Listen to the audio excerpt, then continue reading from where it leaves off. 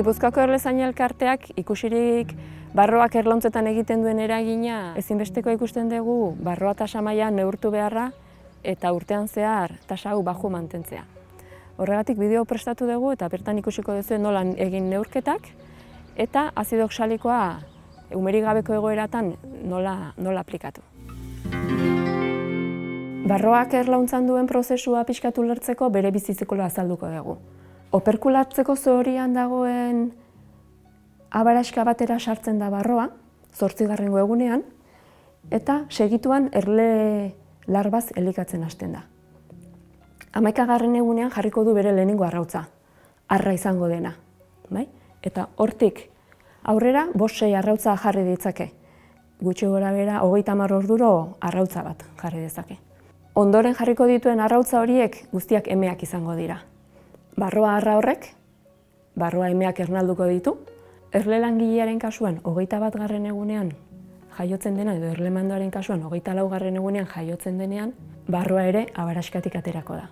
Barroa arrak eta ernaldu gabeko barroak hil egiten dira. Erle langileen abarasketan 3 barroa ernari sor daitezke. Erlemandoen kasuetan 5. Erlemanduen abaraskak 8 aldiz gehiago parasitatzen dituzte. Oso garrantzitsua da urtea barroa maila bajuarekin hastea.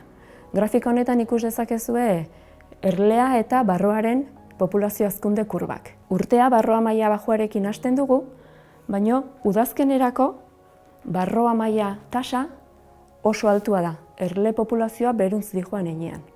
Nekez gaindituko du erlauntza batek barroa tasa maila hau.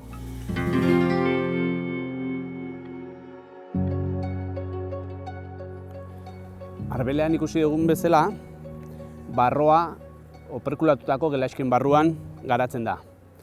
Izan daiteke, erlauntzan daukagun barroaren 85% operkulatutako gelaisken barruan aurkitzen dela. Beraz, aplikatzen ditugun tratamentuak ez dute barruan dagoen barroaren gain eraginik. Baliatu beharko genuke umerik gabeko egoera bat oxalikoa aplikatu ahal izateko. Oxaliko aplikatu ahal izateko aurkitu behar dugu erlauntzan umerik gabeko egoera bat. 2 aukera izan ditzazkegu egoera hori topatzeko. Batetik naturalki erreginak erruteari uzten diolako azaroa abendua inguruan, eta bestetik gu geuk provokatuta. Egin dezakeguna da erregina aurkitu eta kaiolatu. 28 bat egunez, kaiolatuta aurkitzen badugu, bertan dagoen ume guztia jaioko da, eta beraz, barroa guztia kanpoan aurkituko da. Badira beste egoera konkretu batzuk, non egoera hori ere ematen den. Batetik nukleoa egiten dugunen erregina ernaldu eta 5. egunean errauten hasi eta 5. egunean, gutxi gora bera, pakete bat erosten dugunean eta erregina erruten hasi eta 5. egunera, edo erlekume bat jasotzen dugunean eta erruten hasi eta 5 egun bitarte horretan. Barroaren kontaketa egiteko, barroa tasa neurtzeko, erabili ditzazkegun 3 metodo desberdin. Batean erabiliko dugu azukrea, glas azukrea edo azukar rautxan deitzen dana.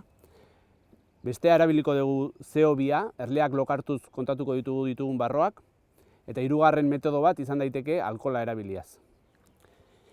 3 kasuetan egingo duguna da neurtu hartzen ditugun erle kopurua.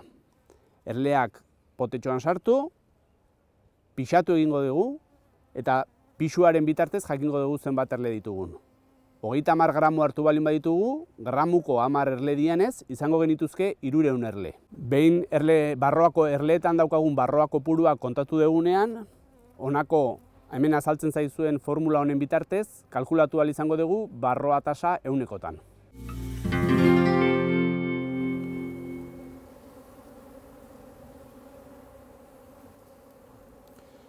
Erleak hartzen ari naiz, kontuan izan behar da ez dugula erregina hartu behar.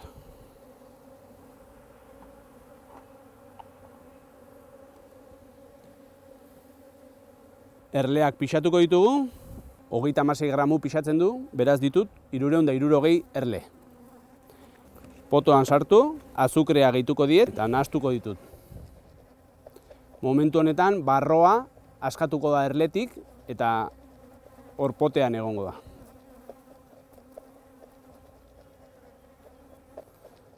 Metodo honen bitartez, erleak ez dira hiltzen. Astinduz eduki ondoren, azukrea eta erlea bereiziko ditugu. Eta bota dezakegu azukrea uretara.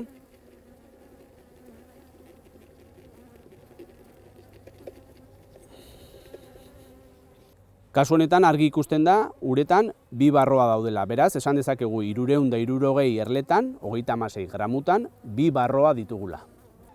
Azukrearen proba hau erabiltzen badegu, erabili ditugun erleak, berriro erlauntzara itzuli ditzazkegu.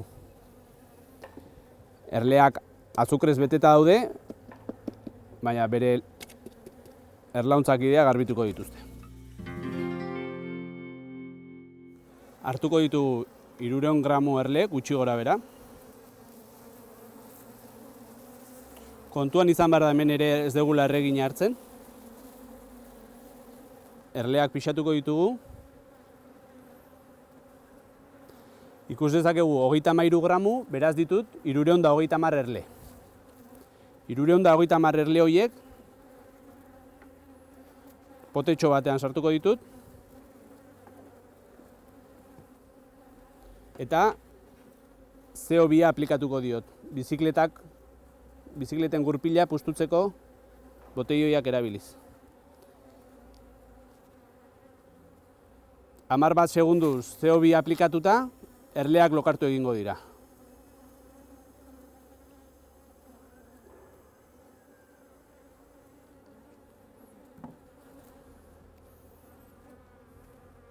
Erleak lo daude, eta barroa erletatik askatuko da. Orain 21 segunduz astindu, lehen azukrearekin bezala.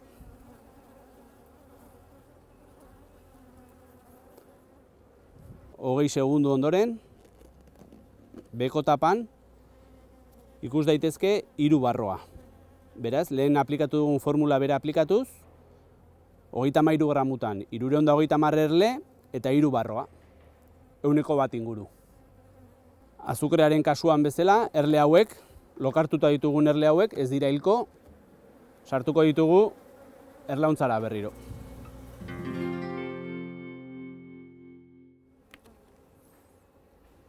Hemen ere, 30 gramo erle kopuru hartuko dugu.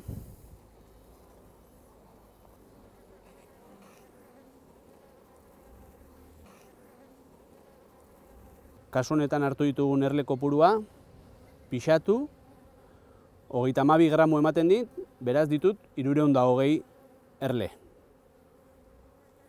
320 erle hauek alkoholetara sartu eta alkoholetan itxoko dira. Hildako erle horiek alkoholetatik bananduko ditugu.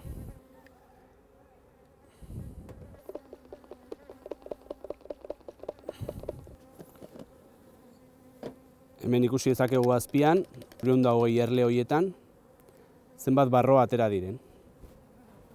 Eta kasu honetan ditugu, aurre ikusi zitekeen bezala, erlauntza handiagoa, 8 barroa. Beraz, 3ko erregela aplikatuz, 8 barroa 320 erletan, 160tik gertu dabil. Kasu honetan, infestazio maila altuagoa da beste kasuetan baino. Eta tratatzeko beharko genuke. Metodorik errexena izan daitekeena, azido oxaliko tirak erlauntzan, tratamentu konbentzionala bezala erabiltzea da. Bigarren tratamentu hau izango litzateke azido oxaliko sublimatua eta era desberdinetara aplikatu dezakegu. Barroxaren bitartez 12 voltioko bateria batera konektatuta, 220 voltiotara konektatuta dijoan sublimadore hau, edo beste bateriadun bat ere bada. Eta importantea da, azido oxaliko sublimatua erabiltzen dugun guztietan, arnasbideak ondo babestea. Azido organiko bat da, eta arnasbideetan kalte handiak sortzen ditu. Hirugarren metodo bat izan daiteke, azido oxaliko likidoa goteo bitartez. Erleen gainean azido oxalikoa botako dugu tantaka. Eta laugarren metodo bat izan daiteke azido oxalikoa likidoan ere bai, baina spray moduan aplikatua. Erlauntza honi, ia umerik ez duen erlauntza honi, kalestitira jarriko dizkiogu. Tira hauek eraginkorrak izango dira ume gutxi eta erlea mugimenduan baldin badago.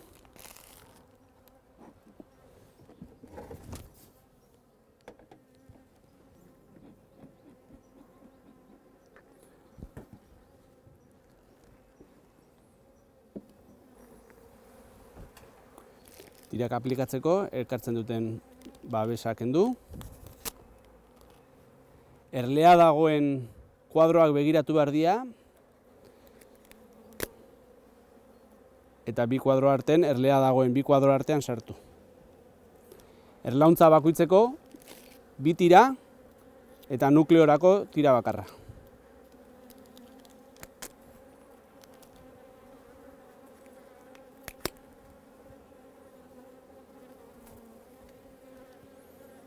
Kasu honetan tratamentua 6 astez egon beharko du jarrita. 6 aste barru, etorri eta tirak kenduko dizkiogu. Barrosa erabiliko bagenu, 12 voltioko bateria konektatuta. 2 gramo oxaliko jarriko genituzke bandejatxoan. Erlauntzara pikeratik sartu, pikera itxi, eta bateria konektatuko genuke. Horrela egon beharko litzateke 2 minutu eta erdi konektatuta azido oxalikoa sublimatu arte. 2 minutu eta erdi ondoren bateria deskonektatu eta beste 2 minutu eta erdi utziko genuke azido oxaliko guztia sublimatu arte. 2 minutu eta erdi beranduago, ja 5 minututara, barrosa aterako genuke eta pikera itxita utziko genuke beste 10 minutuz. Oraingoan sublimosa erabiliko dugu, azido oxalikoa sublimatzeko. Kasu honetan aparatu hau 220 voltiotara konektatuta dijoa eta normalean zaila da erlategi batean 220 voltiotako erlategi konexio bat izatea, erabili dezakegu generadore bat edo badade bateria dunak ere.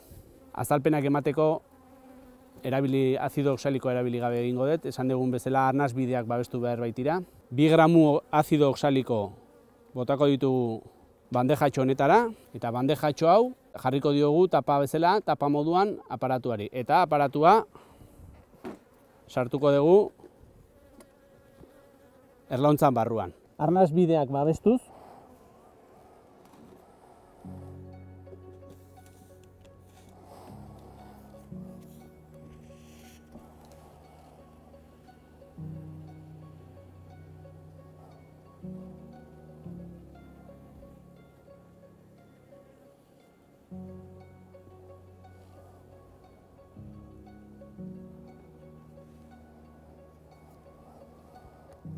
sistema honek dituen abantaiak nabariak dira, ez da erlauntza iriki behar eta segituan egiten da. Oso eraginkorra da umerik gabeko, adibidez neguko parada natural horretan. Aplikatzeko garaian, komeni da 3 aldiz aplikatzea 48 orduko tartearekin eta bakoitzean 2 aldiz. Hau da, erlauntza guztiak pasako ditut behin aplikatuz, eta bigarren buelta bat egingo dut, bigarren aplikazio bat emanez. Horrela lortuko detena da, bigarren aldi horretan erlea mugimenduan egotea. Tratamentu hau prestatzeko, erabiliko duguna da 28 gramo azido oxaliko hautsean eta litro bat ur destilatu.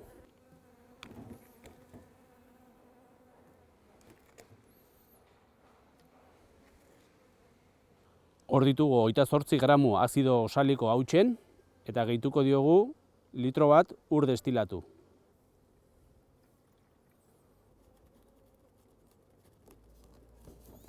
Guztia nahastu eta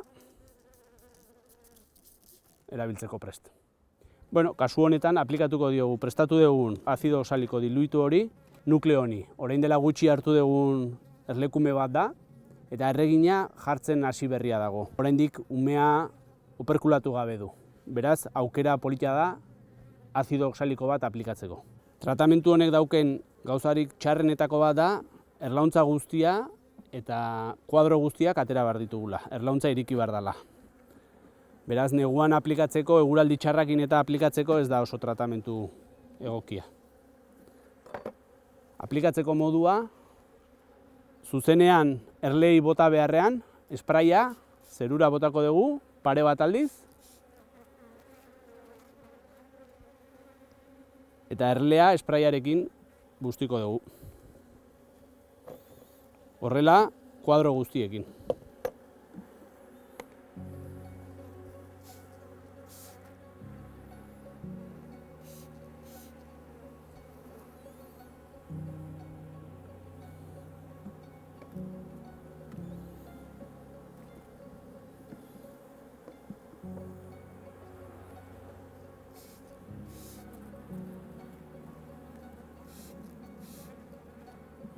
Tratamentu honekin ere, komeni da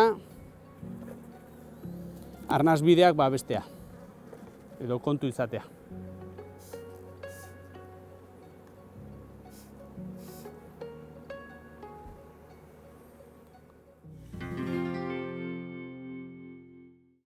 Erlauntza honi egingo diogun tratamentua izango da goteo bitartezko azido oxalikoan aplikazioa. Horretarako baditugu merkatuan prestaturik datozen produktuak. Etxean egin nahiko bagenu, nahasketa izan beharko litzateke 10-100. Hau da, 10 gramu azido oxaliko, 100 mililitro ur eta 100 gramu azukre. Bai? 10-100 portzentaian. Nahasketa prestatuak izaten dira, eta erabiliko duguna da xiringa moduko bat, berak dosifikatzen digu aplikatu beharrekoa.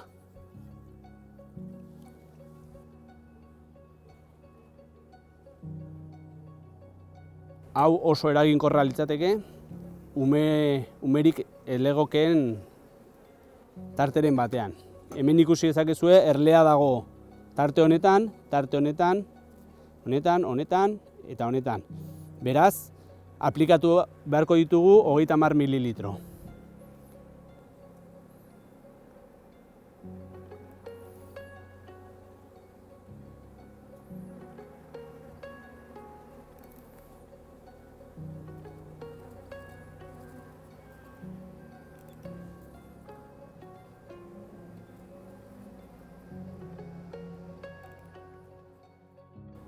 Sei kuadro tarte, 30 mililitro azido oxaliko.